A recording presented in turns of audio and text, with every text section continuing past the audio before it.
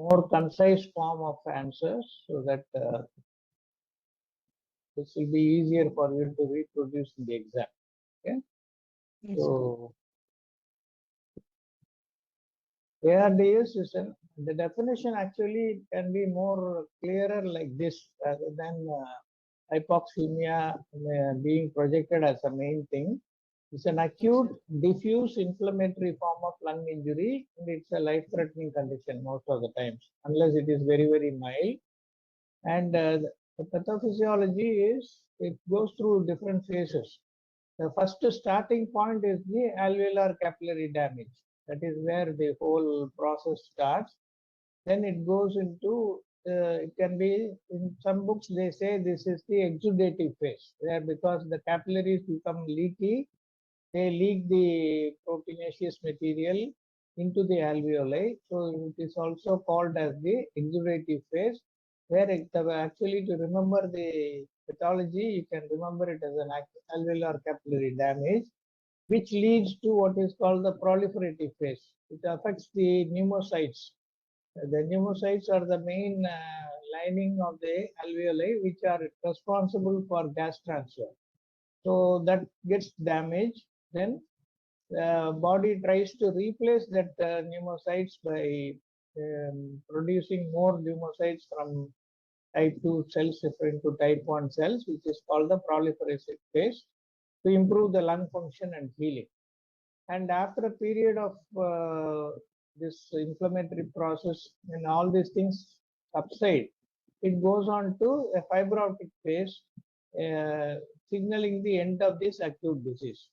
So exudative phase can be remembered as alveolar capillary damage, resulting in the loss of type 1 pneumocytes, which are the main gas transfer alveolar epithelial lining, which is replaced by the natural process of proliferation to improve lung function. And finally, as any wound heals or any inflammation heals, there is a fibrosis occurring, which signals the end of the. So the final fibrosis, the extent how much it happens depends on the post-recovery life of the patient. Some patients may completely recover and become normal, which all of you would have experienced during the COVID time. Because the COVID produced a more severe form of ARDS, where some patients died very soon because of the severe damage, extensive damage, and hypoxemia, which could not be corrected. Milder cases escaped with a milder form of damage and they recovered completely. And people who had extensive damage but recovered and became recovered from the acute phase, still had some post recovery dyspnea problem and mild hypoxemia persisted in those people. So that depends on the fibrosis that is causing the healing. So these are the three phases that you have to remember in the pathophysiology. So the pulmonary epithelial and endothelial damage is characterized by inflammation, apoptosis, or necrosis with increased alveolar capillary permeability, leading to alveolar edema and protein loss in that fluid. And the hallmark of this is not a uniform damage in the entire lung field. It may be happening in one part of the lung, the other part may be totally free, or it may be spread to both the bases or some in the middle zones. So it is not a uniform pattern of disease. And the segments of the lung which are more severely affected result in decreased regional lung compliance. So the main problem is loss of compliance of the alveoli, which classically involves bases more than the apices. And the type 1 pneumocytes and vascular endothelium are injured in the first phase, which results in leakage of proteinaceous fluid and blood into the alveolar airspace. So this is the basic pathology that you have to remember. And coming to the history and physical findings, it may be characterized starting with dyspnea, and patients may not initially feel the effects of hypoxemia, as you all would have experienced what is called the happy hypoxemia, right? When you see the saturation and blood arterial level of oxygen, it is low, but patient initially does not feel the effects of hypoxia, which then progressively worsens within 6 to 72 hours. It's a very acute phase. That is why the definition acute is very important, because once the pathology has started, it progresses rapidly within 6 to 72 hours. Within 3 days, the patient becomes more bad. So you have to be vigorously treating this. After the inciting event, this is happening. And most of the time, if it is very extensive, it may require mechanical ventilation. But during the COVID time, all of you would have experienced that we tried to initially manage these patients without invasive ventilation as far as possible in non-invasive mode, because the morbidity and mortality was high once the patient required invasive ventilation in the form of endotracheal intubation and mechanical ventilation.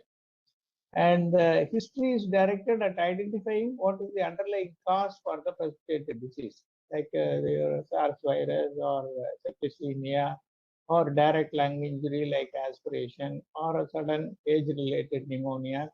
So we must first try to identify the underlying cause and then go for the systemic signs, like depending upon the severity, it may be central or peripheral cyanosis resulting from hypoxemia, tachycardia, and altered mental status, all because of lack of oxygen.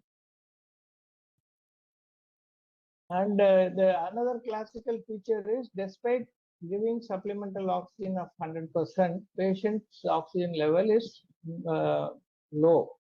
So when the topic of ARDS was introduced into the textbooks of anesthesia during 80s when we were postgraduates, the definition was unresolved desaturation or low oxygenation despite 100% oxygen administration. That was the original definition of ARDS.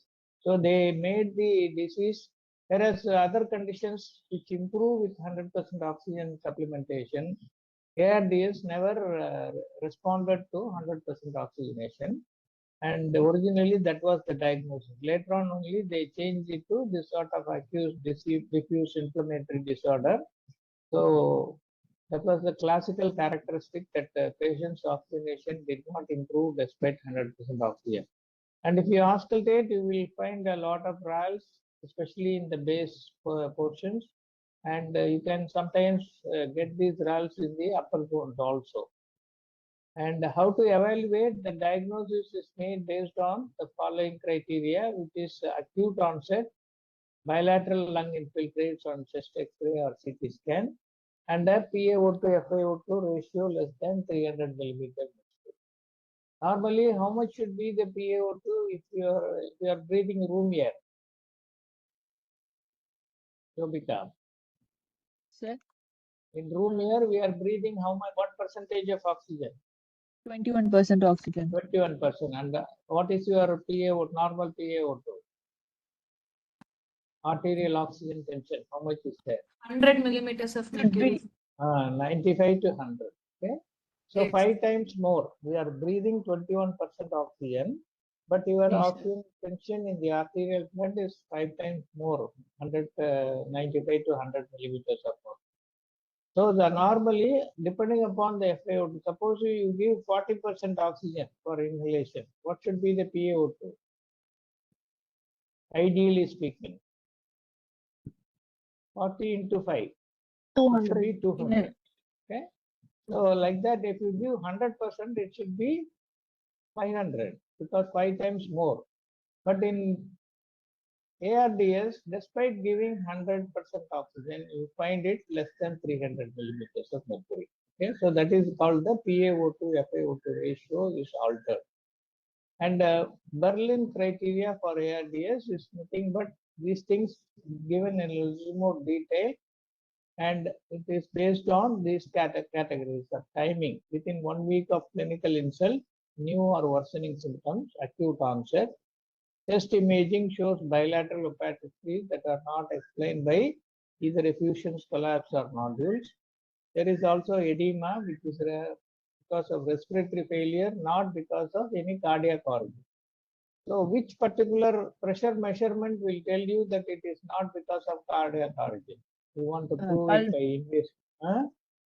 Pulmonary wedge pressure, sir. Pulmonary Pulmonary wedge pressure. Very good. Sure. So that is the one which will tell you that it is not of cardiac origin and it's purely respiratory origin.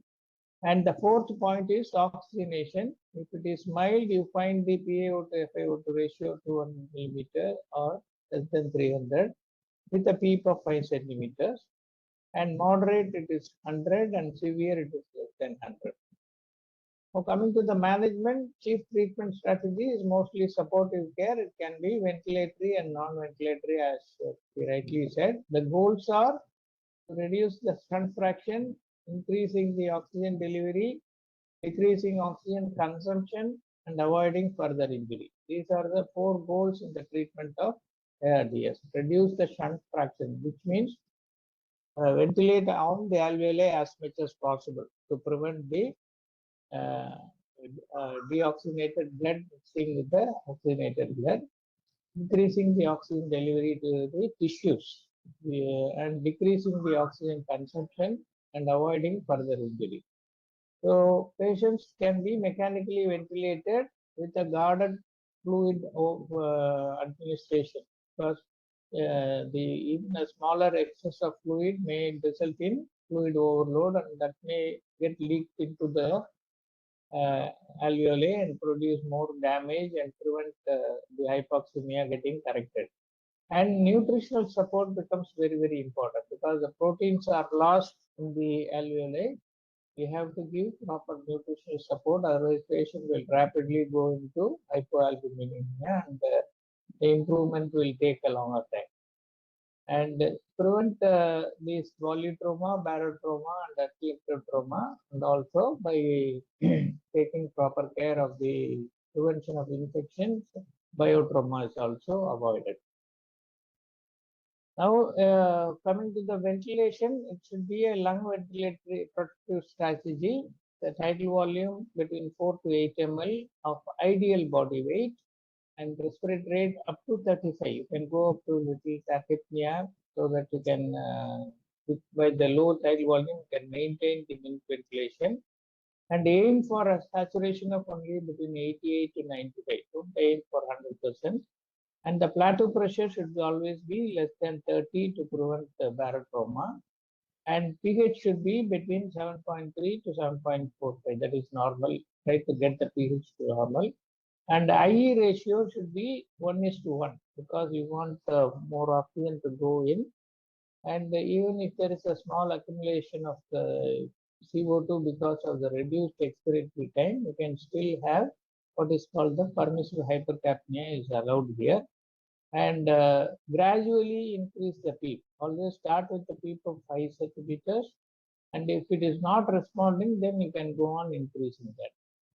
And novel non-invasive ventilation strategies like airway pressure release ventilation and high frequency ventilation improve oxygenation very much. So this is considered as one of the advancements in the ventilatory strategies, because this airway pressure release will help to reduce both volumetrauma and barotrauma. So whenever the plateau pressure increases, automatically the tidal volume as well as the pressure will be reduced, so which is called the airway pressure release ventilation. And patients with mild or sometimes moderate ARDS, they can be treated with non-invasive ventilation. This is what we practiced during the COVID time. We started with high flow oxygen by simple cannula, then went on to high flow with 15 to 30 liters of oxygen, then went on to non-rebreathing mask, then rebreathing, initially rebreathing mask, then non-rebreathing mask, then went on to BiPAP and CPAP. And finally, if all these things fail, then we went in for intubation and mechanical ventilation. So what are the advantages of NIV modalities like CPAP, BiPAP, or proportional assist ventilation and high flow nasal cannula? All these things achieve the same result with lesser damage to the lung, which is already damaged because of the inflammatory process. And it mainly reduces the barotrauma with a low tidal volume and minimizing PEEP. And increasing the inspiration time and decreasing the flow rate also can aid in meeting the plateau pressure target. And improving lung compliance will improve plateau pressure and oxygenation, which is achieved by neuromuscular blockade. If patient is intubated and ventilated, then you can use neuromuscular blocking drugs to reduce the um, relax the body so that the compliance will improve, because the chest wall compliance will improve automatically. And pneumothorax and thoracic compartment syndrome, intra-abdominal hypertension will reduce compliance when should be prevented. So you must be very watchful to make sure that there is no subtle pneumothorax developing, or the exudates producing bleeding causing a pneumothorax, or thoracic or abdominal compartment syndrome should all be watched for. And prone position definitely improves oxygenation and allows the reduction in FiO2 and PEEP because of the good ventilation achieved in the basal portions. And it facilitates the recruitment of dependent zones, improve diaphragmatic expressions, and also increase the functional residual capacity. So we have been practicing it. And what should be the minimum time of prone ventilation? Sir, initially 6 to 12 hours, sir. Hmm. And then we can extend it up to 20 hours per day. Minimum start with at least 8 hours daily to derive the benefits. Okay, less than that, it's very difficult, not going to give much result. And but the prone positioning is a challenge to the intensive care people, and we have to be well trained and experienced. Make sure there is no dislodgement of the AT tube, IV lines, central lines, and all these things, catheters. So it requires a team effort and careful training by all people involved, and you must do it very carefully in the ICU, because unlike your spine surgery patients who are just having an IV line and a PT tube, these patients may have multiple lines which are likely to get dislodged. So you have to be very, very watchful when you do the prone ventilation in these patients. Now, non-ventilatory strategies include the prone positioning as well as conservative fluid management. And in refractory cases of ARDS which are not responding to hypoxemia, this is a ECMO is the ultimate answer for that. Veno-venous ECMO is the main type which we use for supporting the lung in cases of ECMO, whereas veno-arterial is mainly used for supporting both the cardiac function as well as the respiratory function. And a high-fat, low-carbohydrate containing gamma-linoleic acid and icosapentaenoic improve oxygenation. So these two components, gamma-linoleic acid and icosapentaenoic acids, these two help in the oxygenation by giving more energy or ATP formation.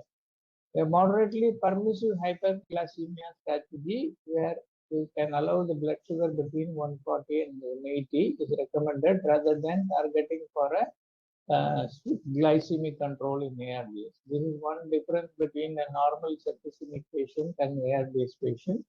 Here you can allow a slightly higher level of glucose. And deep venous thrombosis prophylaxis is recommended because these patients are going to be taking time for recovery. It usually takes 2 to 3 weeks for complete recovery. So during that time, there is a chance they can develop DVT. And prophylaxis against gastrointestinal bleeding also should be taken care of. Like you give the proton pump inhibitors and sulfates to cover the mucous membrane, which will take care of the stress ulcers and gastrointestinal bleeding. And glucocorticoids, as you rightly mentioned, is a double-edged weapon, can be administered in patients who have a steroid responsive process, like acute eosinophilic pneumonia is one example, and who are those with refractory sepsis or community-acquired pneumonia. In these cases, glucocorticoids may be useful, but they must be avoided in less severe cases. In those with persistent ARDS beyond 14 days, better to avoid glucocorticoids.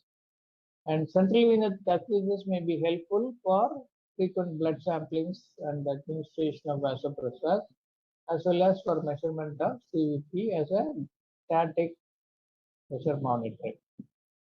Frequent patient repositioning and turning is required to prevent pressure stroke. This is one of the general nursing care that can be given.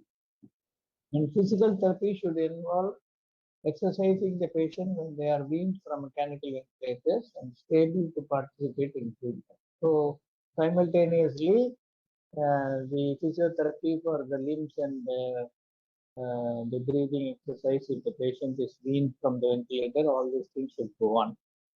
And there is no role for administration of mucolitis in this case because it's a damage to the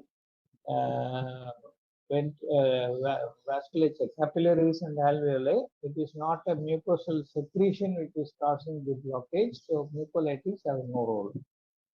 And so these are the points that you have to remember in this particular topic, which is a very short form of remembering the points, which Robita explained.